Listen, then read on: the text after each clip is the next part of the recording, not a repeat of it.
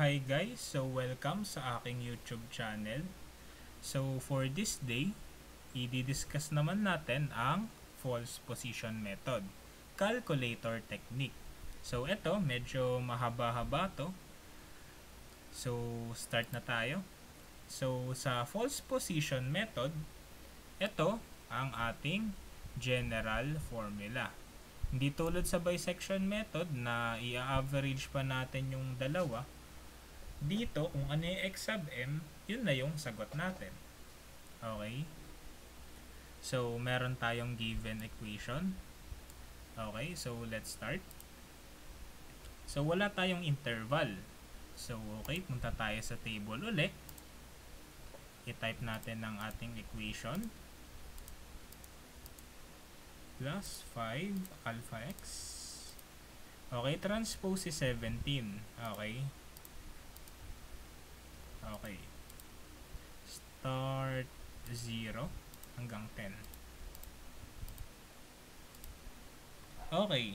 So, ano ang ating interval? 0 to 1. Kasi doon nagbago ang sign sa f of x. Okay. Tama. Okay. So, isulat muna natin. Ang ating interval ay 0. Oops, laki. Burahin natin. Okay, ang ating interval is 0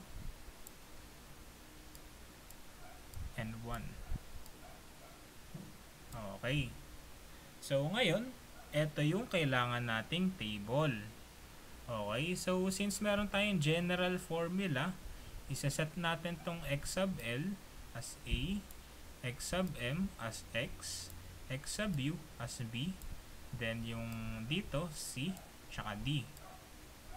Dito, si f of x sub m, dito natin malalaman if positive or negative. Okay? Anong purpose niyan? Diba, maalala natin sa bisection method, meron din tayong gantong rule. Pag positive yung lumabas, si x sub m dito, mapupunta sa x sub u next iteration. Pag negative lumabas, si x sub m mapupunta sa x sub l ng next iteration. So, punta na tayo sa ating calculator technique. So, paano ba gagawin ang calculator technique na to? So, basically, parang ipoprogram natin yung calcu natin. Okay?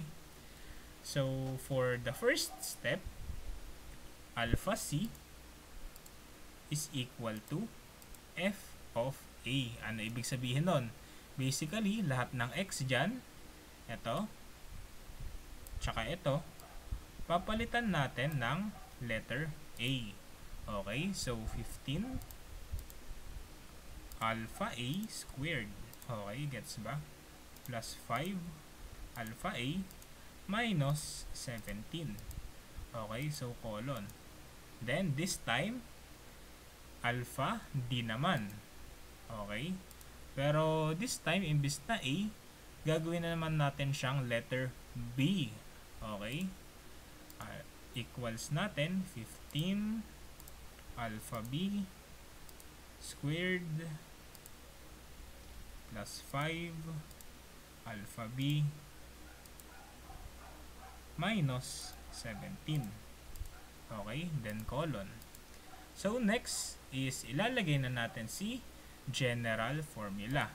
Okay, so si x, oops, mali tayo. Si x is equal to, ano yung general formula? Ito, di ba? So, based sa ating assumption, alpha a times alpha d minus alpha b,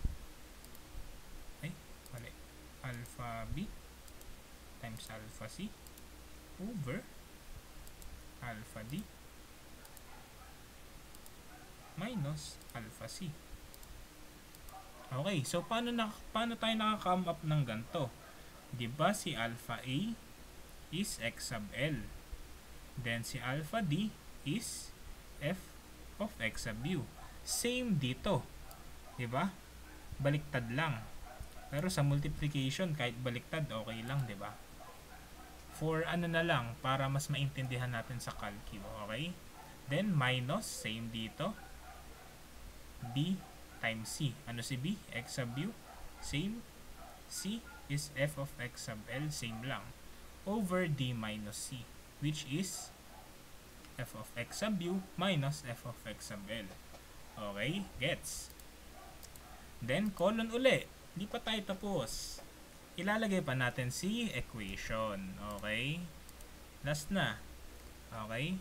Alpha x squared plus 5 alpha x minus 17. Okay?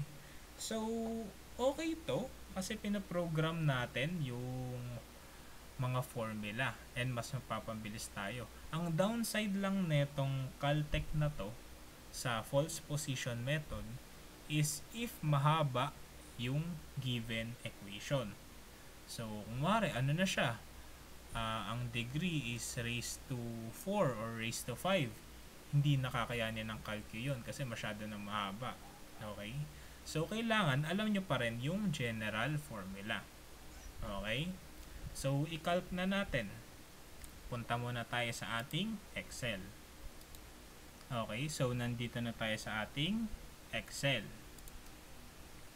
Okay? So, ano yung assumption natin? 0. Okay? Tsaka 1. Okay? So, pindutin natin dito sa ating calcu, yung calc. Tatanungin tayo ano yung letter A, which is 0. B is 1. Okay? So, C is negative 17. So, pupunta tayo dito. Ito yung C natin eh, yung f of x sub L. Diba? Okay. Negative 17. Then, equal, so 3. This is 3. Okay. Then, equal uli. So, ang ating x is 0.85. Ano yan? Dito yan sa ating mid x sub m or midpoint 85. Okay? Then, yung last number na i-equal natin, hindi na natin kailangan ilagay yan. Ang kailangan natin dyan is yung sign. Negative. Okay? So, since negative yan, si 0.85 mapupunta dito sa ating lower. 0.85. Then, retain si 1. Okay. Next, equal ulit. Ano si A? 0.85. Good. Si B, 1 pa din. So, anong result? Negative 1.9125.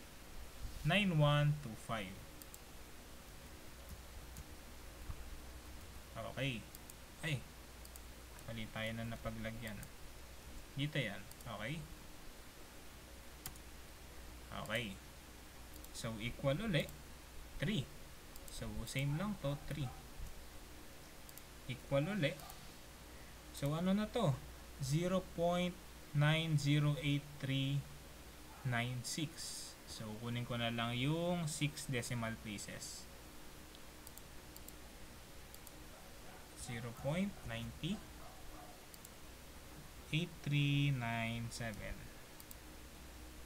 8397. Okay. Then, equals uli. Negative 0.08. Okay, so negative uli siya.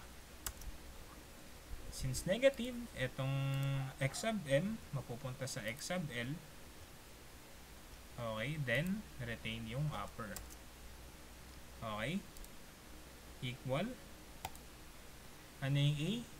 0.90 83 97.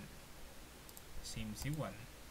Okay, so ang ating C is negative 0.08. Negative 0.08. Okay. Ang ating D is same, 3. Kasi hindi naman nagbabago eh. Okay. So, eto 0.91. Okay. 0.9107. Tama ba? 832. 832. Okay. Then, equals. Okay. negative siya. At this point, pwede na to eh. Pwede na tayong mag-stop. Kasi, 0.003 na siya. Pero, ang common kasi na binibigay, ang percent error is 0.00003. 4 zeros. So, most likely, last iteration na to. Okay, since negative yan, i-type muna natin. Ito, mapupunta pa rin sa lower. Then retain si 1. Unlike sa bisection, kailangan nagbabago yung sign sa f of x sub m. Dito, hindi. Okay. 0.9107831. 1. Okay, so ang ating C is negative 3.19, negative 0.0032.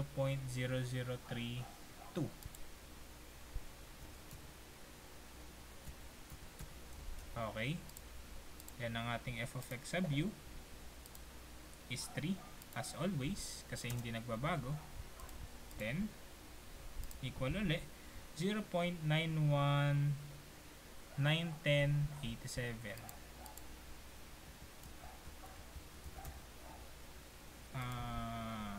8. Lagyan pa natin ng 8. Oops. 87, 8. Okay. Equal. Okay. Raised to negative 4 na times 10 raised to negative 4. So, pwede na tayo mag-stop since malaki na ating percent error.